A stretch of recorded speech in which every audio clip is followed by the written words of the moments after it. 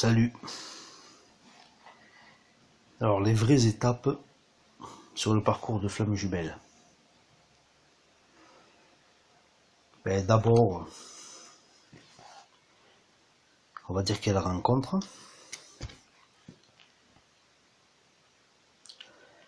Cette rencontre, peut prendre plusieurs formes, forcément. Ça peut être dans le cadre du travail. Ça peut être une rencontre, on va dire, fortuite dans la rue. Ça peut être une rencontre dans une soirée. Même j'ai cru comprendre que vous pouvez même rencontrer sa femme jumelle sur des sites de rencontres, etc. De façon virtuelle, ce qui est possible. Moi, je sous-estime pas cette relation, hein. C'est capable de prendre tellement de formes. La rencontre, c'est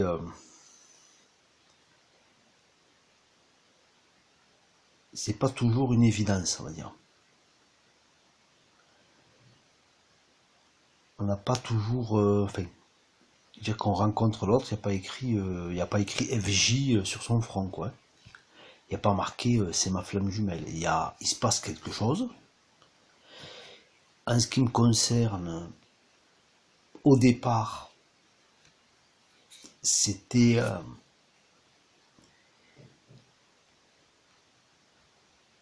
alors c'est compliqué parce que au départ, on est les deux, mais je pense plus le chaser d'ailleurs, dans une forme de, premièrement, d'inconscience, et deuxièmement, de déni. Ce qui n'est pas la même chose. D'accord? Parce que le déni, on va dire que c'est induit par le mental, c'est induit par l'ego, c'est-à-dire qu'il rejette quelque chose, donc il le cache, il le planque. Et l'inconscience, c'est induit, à mon avis, beaucoup plus par la source, qui vous voile des choses pour pas que vous ayez accès à certaines choses, pour justement pour ce timing. Il faut qu'il y ait un timing, il faut qu'il y ait ce qu'on appelle le timing divin. Bon, ça encore, c'est voilà. Les choses doivent arriver quand elles doivent arriver et comme elles doivent arriver. C'est réglé comme du papier à musique et tout ça. Donc, au départ, moi, en ce qui me concerne, j'étais premièrement dans l'inconscient, j'étais complètement naïf, je comprenais même pas ce qui se passait, quoi. C'est compliqué parce que, et de notre côté, je savais qu'il y avait quelque chose. Je savais qu'il y avait un truc. Je savais pas y mettre de mots dessus, mais je savais qu'il y avait un truc, même ce qui m'a, à un moment donné, laissé croire que peut-être j'étais yin, alors que c'était pas le cas. Pour ça que des fois, il y a des erreurs voilà, on se trompe sur la polarité qu'on est, quoi, voilà. Donc, et moi, quand j'étais dans cette forme d'inconscience et de déni, je pense, ça c'est mon intime conviction, que l'autre à ce moment-là, l'autre savait. Elle savait. Quand je remonte le fil, je sais qu'elle savait, quoi. L'autre personne savait. À ce moment-là, je sais qu'elle savait. Comprenez? Et quand, je parle pour moi encore, mais quand l'autre, quand le chaser commence à basculer tout doucement dans la conscience, il commence à conscientiser les choses, l'autre, progressivement, bascule dans l'inconscient. C'est toujours opposé. Il y a toujours c'est comme des vases communicants, quoi. Vous voyez, quand un monte, l'autre descend, quoi. C'est quand un descend, l'autre monte. Vous voyez, c'est un petit peu comme il y a un poids et un contrepoids, quoi. Vous voyez. Donc, à ce moment-là, je commence un petit peu à basculer dans la conscience. Enfin, le chaser commence à basculer dans la conscience. Et le runner, progressivement, bascule, on va dire, dans le déni. Voilà. Lui était dans la conscience, il bascule dans le déni.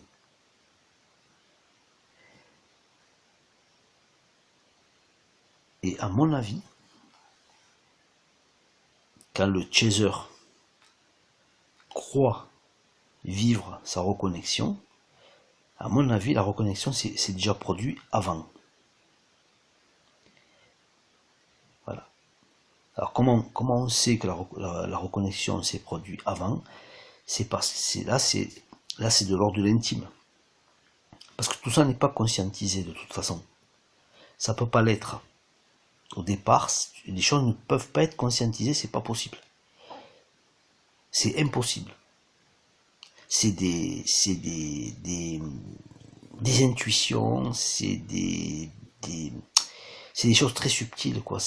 On sent, on croit, on a l'impression, mais rien n'est défini, rien n'est clair. Là où tout va se clarifier, là où tout va commencer à prendre forme, à devenir clair, en fait, c'est au moment de la rupture. Qu'il y ait eu relation ou pas,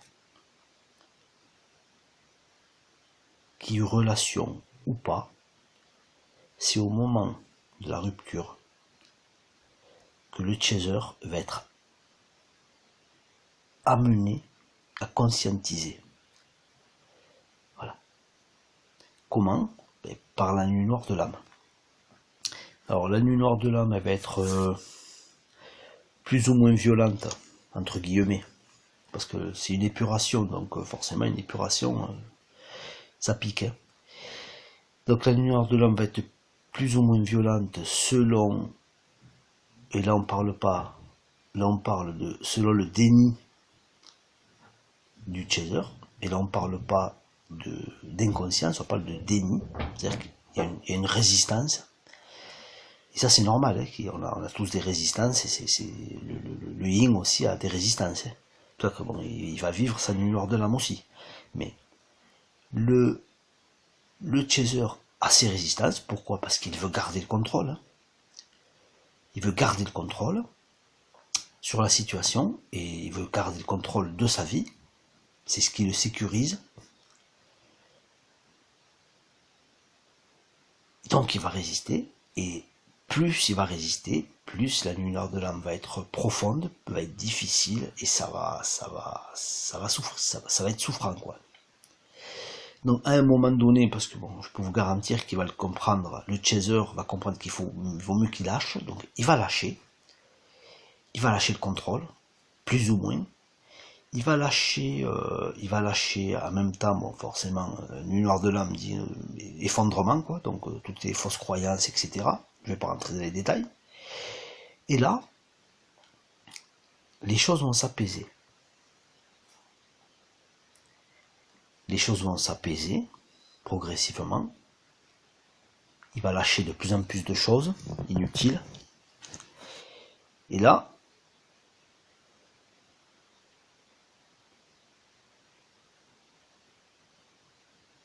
il va rentrer dans sa complétude. Mais là, c'est vrai que non, j'aimerais amener des choses en plus, mais pour le moment, je veux pas. Voilà, je préfère rester, je veux pas embrouiller les gens. Je veux rester encore dans du, je veux pas trop approfondir, quoi, dans ces vidéos. Je veux pas être trop, je veux rester très. Après, bon, moi, j'attends des questions. Hein. J'attends des questions, parce que bon, parler dans le vide, Ok, bon, je peux le faire encore longtemps, hein. Moi je fais mon taf, hein, je fais mon boulot, mais si j'ai pas de questions, je peux pas approfondir. Je pourrais approfondir quand j'aurai des questions, en fait. Donc, à ce moment-là, il sort de sa nuit noire de l'âme, le chaser, il va vers sa complétude.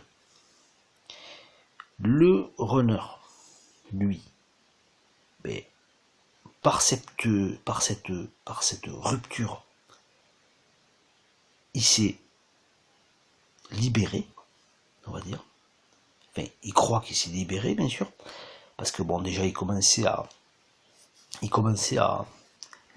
travailler sur les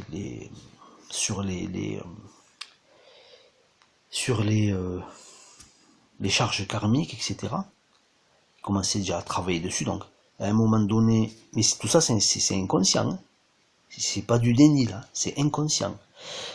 Inconsciemment, il fuit parce que l'information lui a envoyé de c'est bon, tu as fait ton travail, là maintenant, il faut faire travailler le chaser, il faut que le chaser travaille seul.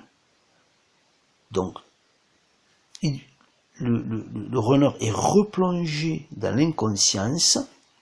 Dans l'inconscience, c'est pas du déni, c'est de l'inconscience. Ou de la subconscience, c'est autre chose. Mais là, il est plongé dans de l'inconscience.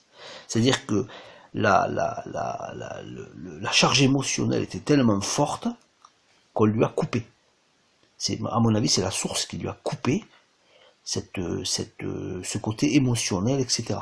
Donc, il lui a coupé cette charge émotionnelle. L'interrupteur, ça dépend pas du runner, ça dépend de la source. Tout est sous contrôle de la source, ça, il faut bien comprendre. Humainement, on ne contrôle absolument rien. On dit que oui, le runner a un interrupteur et il appuie sur l'interrupteur. Je ne pense pas que ce soit fait. Chacun croit ce qu'il veut. Moi, je vous dis, c'est la source qui coupe. C'est l'interrupteur, c'est celui qui a le doigt sur l'interrupteur, entre guillemets, bien sûr. Hein, la source n'a pas de doigt. Donc, c'est celui qui a le doigt sur l'interrupteur, c'est la source. C'est la source qui coupe. C'est la source qui déconnecte le runner. Le runner, lui, il comprend pas ce qui se passe plus que le chaser, hein, à ce moment-là. Ça, il faut bien le comprendre. Donc, une fois que... Parce que tout ça, c'est un ballet, quoi. C'est orchestré, c'est comme une musique, quoi. Il y a un rythme, vous comprenez, c'est vivant, tout ça. Donc c'est comme une cascade, quoi, réglé comme une cascade, quoi. C'est un truc de fou. Donc le runner est plongé dans l'inconscience, dans l'inconscience une fois, parce que même lui est dans une forme de, je crois que lui, quelque part, il est moins dans le déni que le chaser. Je pense que celui qui est le plus dans le déni, c'est le chaser. Mais c'est normal. C'est normal. C'est tout à fait normal. Pourquoi? Parce que le chaser, plus il est dans une vie qui est rangée. Parce que le chaser, il peut être marié aussi. Il peut avoir des enfants. Il peut avoir un travail. Il peut avoir des responsabilités. Il peut avoir tout un... Il peut être le pilier de, quand même, d'un truc quand même d'assez lourd. Donc, il a plus de raisons d'être dans le déni que le runner, déjà qui est certainement, pas toujours bien sûr, mais certainement plus jeune, qui a une vie moins aboutie, qui est un petit peu plus libre. Il a moins besoin de cette sécurité. Il a moins besoin d'être dans le déni. C'est pour ça qu'au début, il est beaucoup plus... C'est lui qui va vers le chaser. Parce que lui, il a rien à perdre quelque part. Même s'il est en couple, c'est jamais quelque chose de... où il est coincé, quoi. Il se croit toujours libre. Vous comprenez? Voilà. Mais bon, je vais pas... Enfin, après, je voulais arriver à la fusion, la complétude. C'est à la complétude du chaser, forcément. C'est après son éveil. S'il n'y a pas eu d'éveil, il n'y aura pas de complétude, ou alors c'est-à-dire que bon, la personne, je suis désolé de le dire tout le temps, parce que c'est pas du sadisme, hein, mais je suis obligé, quoi. C'est à un moment donné, c'est peut-être que vous n'êtes pas sur un parcours de flamme jumelle. Mais s'il n'y a pas un moment donné d'éveil spirituel, de complétude, il ne peut pas avoir de parcours de flamme jumelle, c'est pas possible. Et là, il faut revenir il faut accepter les choses, c'est un travail aussi, c'est un travail. Et ça veut pas dire que c'est bon, va-t'en, non. Si t'es là, c'est pour une raison. Il y a des choses à travailler, on peut travailler ces choses. Voilà. Bon, je vais arrêter là. C'est une vidéo très très matinale. Et écoutez, à une prochaine fois, hein. Salut.